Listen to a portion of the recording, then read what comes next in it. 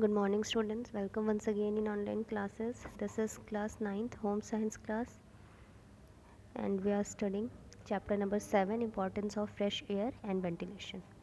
Let's start the chapter. As we know, the earth is surrounded on all sides by an envelope of air. It is known as atmosphere. इसे हम कहते हैं atmosphere. हमारे आसपास चारों तरफ we can feel air, we cannot see. Air is a material substance, it has weight, it exercises pressure. Pure air has no color, taste और smell. जो भी प्योर एयर होती है ना तो उनका कोई कलर होता है, ना कोई टेस्ट होती है, ना ही कोई गंध होती है. Therefore we can not perceive it through our eyes. हम देख नहीं सकते but we can feel. The vital importance of air to human body is be easily understood. इस तरीके से आप समझिए. If we consider that a human being can live for about a week without water. एक कोई व्यक्ति है वो पानी के बिना एक हफ्ते तक सर्वाइव कर सकता है. He can live for about 2 months if water is taken by him and food is not allowed. अगर हम केवल पानी दें, अगर खाना उसको ना दें तो वो करीब 2 मंथ सर्वाइव कर सकता है. But he can not live for more than 4 or 5 minutes if he is deprived from fresh air. लेकिन अगर हम उसको एयर ना दें तो वो ज़्यादा से ज़्यादा 4 से 5 मिनट तक सर्वाइव कर सकता है. Fresh air is not only vital for human being, it is essential for plants and animals also. Next है आपका composition air, composition of air. Air is a mechanical composition of the gases. कई सारी gases होती हैं, like oxygen होती है 20.96%, nitrogen होता है 78.09%, आर्गन होता है 0.93% एंड कार्बन डाइऑक्साइड होते हैं 0.03%. इसके अलावा कुछ इनर्ट गैसेस भी होती हैं, like neon, krypton and helium. और कुछ रेयर गैसेस हैं जैसे कि neon, helium, xenon, ammonia, excess of carbon dioxide. ये सब चीज़ें कुछ इम्प्योरिटीज़ के रूप में आती हैं एयर में, जैसे कि स्मोक हो गया, डस्ट हो गए. अब है characteristics of content in fresh air. कुछ प्रॉपर्टीज़ हैं फ्रेश एयर में, कौन कौन सी गैसेस हैं, उनकी क्या प्रॉपर्टीज़ हैं उन गैसेस की. सबसे पहले आता है oxygen. It is essential to life process and for combustion. हमें जलाने के लिए या फिर सर्वाइव करने के लिए इस गैस की ज़रूरत होती है. It is a colourless, tasteless, gases chemical element. It is found in most abundance and other constituents in occur in free state the atmosphere, forming 1/5 of its volume and is able to combine with nearly all other elements. जितने भी elements हैं सबके साथ ये combine कर सकता है. Oxygen is indispensable for all the living beings, for example plants as well as animals. It is also indispensable for combustion of things. कोई भी चीज़ हमें जलानी है उसके लिए भी. अब इसका बैलेंस कैसे बनता है एटमॉस्फेयर में. We use oxygen for breathing and we give up carbon dioxide and plants carbon dioxide को यूज़ करते हैं फॉर देयर फोटोसिंथेसिस प्रोसेस और वो ऑक्सीजन को बाहर निकालते हैं. इस तरीके से इसका बैलेंस जो है वो एटमॉस्फेयर में बना रहता है. सेकंड गैस आती है आपकी nitrogen. It is also colourless, tasteless, odourless, और ये डायरेक्टली कोई भी काम नहीं करती है. हालांकि एसेंशियल ये भी बहुत होती है बट ये डायरेक्टली कोई भी काम नहीं करती है. In air its function is only to modify the activities of oxygen by diluting its amount. ठीक है. फिर इसके बाद आता है आपका कार्बन डाइऑक्साइड. इसे हम डिनोट करते हैं CO2 से. ये भी एक कलरलेस, ऑर्डरलेस गैस है और it passes out of the lungs during respiration and is absorbed by the plants in photosynthesis. हम इससे बाहर निकालते हैं और प्लांट्स इसी गैस को अब्जॉर्ब कर लेते हैं फ्रॉम फॉर फोटोसिंथेसिस. अब कुछ चीज़ें हैं कि कैसे एटमॉस्फेयर में इनकी क्वांटिटी बढ़ती है या कैसे ये आते हैं.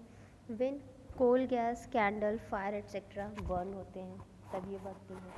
When animals breathe because they take up oxygen from there air and give out carbon dioxide. When the break down of complex molecules, कोई भी कॉम्प्लेक्स मॉलिक्यूल जब ब्रेक डाउन होते हैं तब इसकी मात्रा एटमॉस्फेयर में बढ़ती है through fermentation. In this picture आप देख सकते हैं oxygen and carbon dioxide cycle यहाँ पे दिखाई गई है कि किस तरीके से ऑक्सीजन से कार्बन डाइऑक्साइड हम ट्रांसफॉर्म कर रहे हैं और कार्बन डाइऑक्साइड से ऑक्सीजन को सी ठीक है। फिर ये कुछ प्रोसेस थे। फिर हम आते हैं नेक्स्ट हमारा है ozone. Ozone it is a pale blue coloured gas, इसका कलर है pale blue and have a strong order, और एक स्ट्रॉन्ग ऑर्डर भी है इसके अंदर में। It is an allotropic from the oxygen formed by a silent electric discharges in air.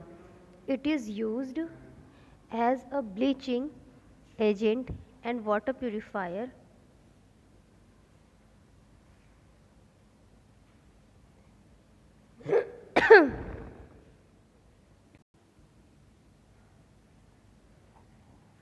Colloquially, it is called pure fresh air and is very useful in curing diseases like TB of the lungs.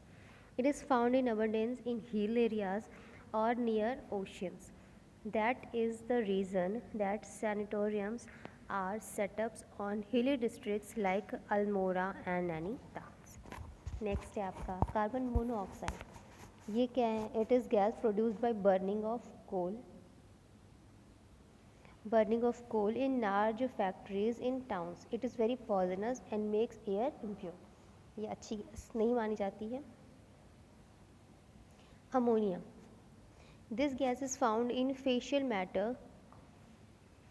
of animals and makes air impure.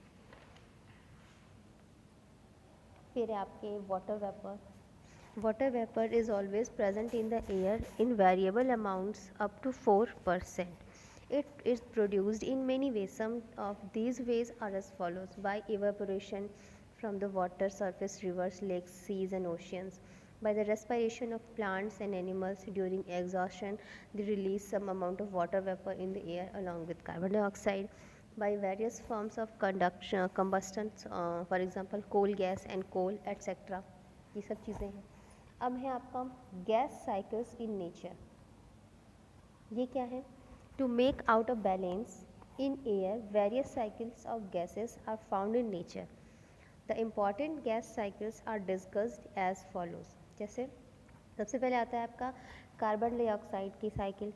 All plants animals need oxygen, इस चीज़ को बहुत ध्यान से समझिएगा।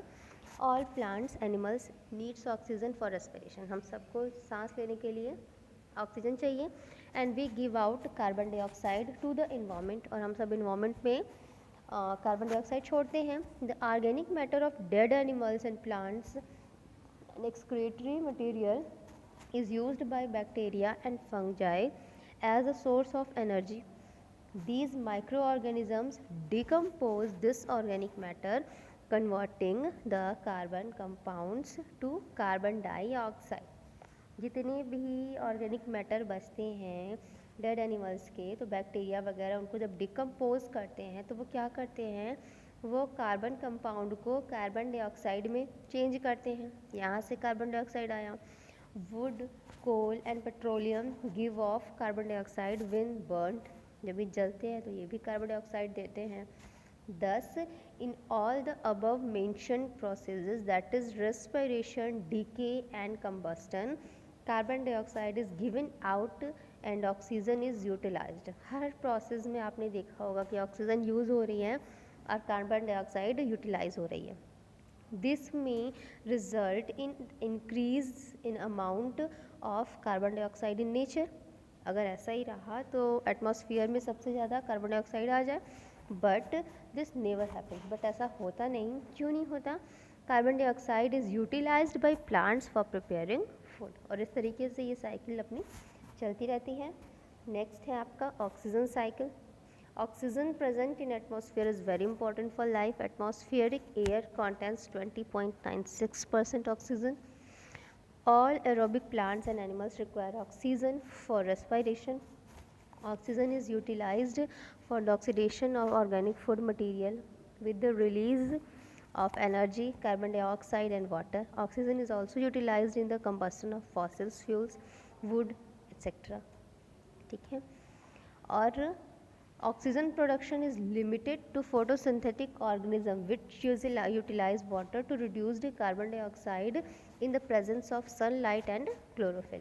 Next है आपका nitrogen cycle.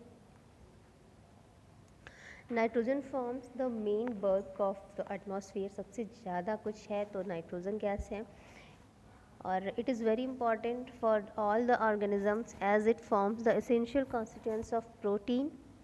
Nitrogen gas cannot be utilized directly from the atmosphere by animal or higher plants. All the plants absorb nitrogen from the soil as nitrate or ammonia ions.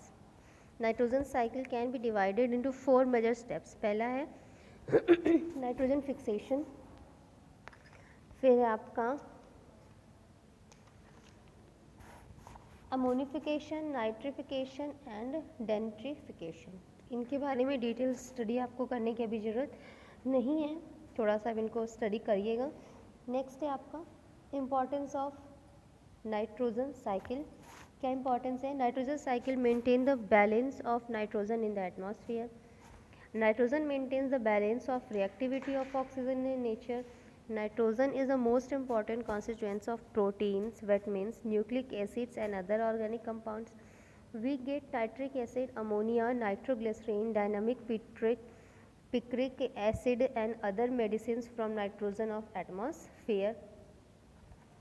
Nitrogen is essential for growth of plants in forest which give us following things. क्या क्या चीज़ें देते हैं हमें?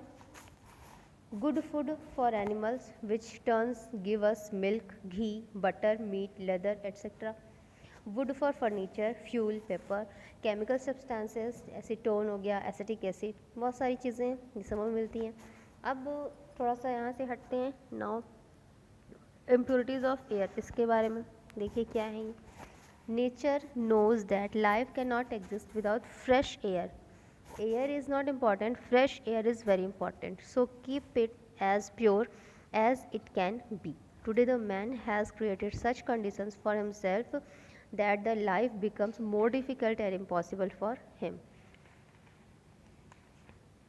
He throws into air such gases that make it polluted. क्या करते हैं? सबसे पहला है smoke. It is the man who pours into the pure mass of air smoke, grit and dust through its industrial activities.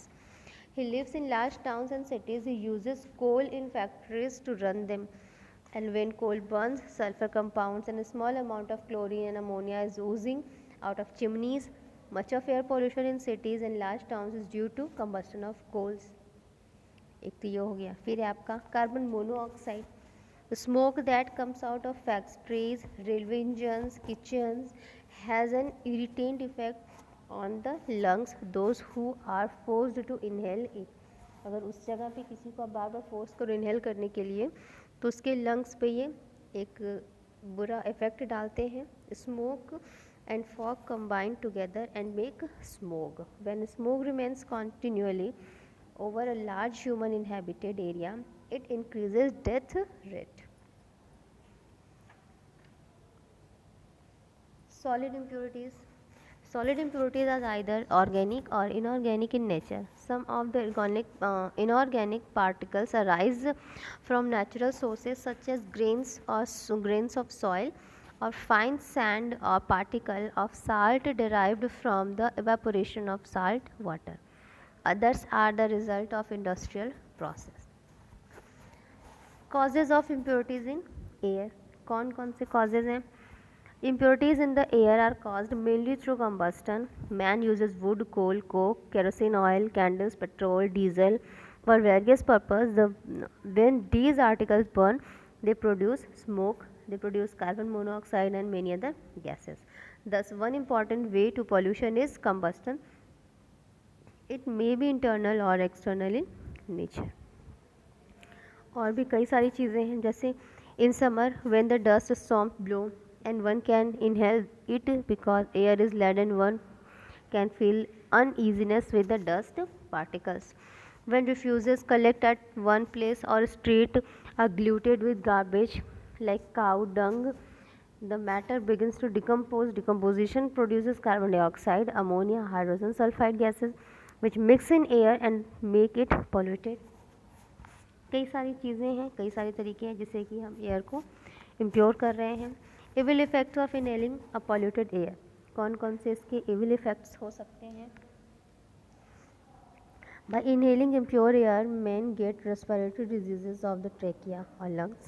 The excess of carbon dioxide creates choking, strangling, and suffocation during respiration. Solid impurities in the air causes serious diseases like diphtheria, pneumonia, tuberculosis, and coughs. ये सब बीमारियाँ हो सकती हैं। लगातार कोई polluted air में अगर है, it causes heart diseases, constipation, headache, and nausea, etc. ठीक है, तो इसके आगे का जो भी चैप्टर है we will discuss it in next video. Okay students, take care, good bye.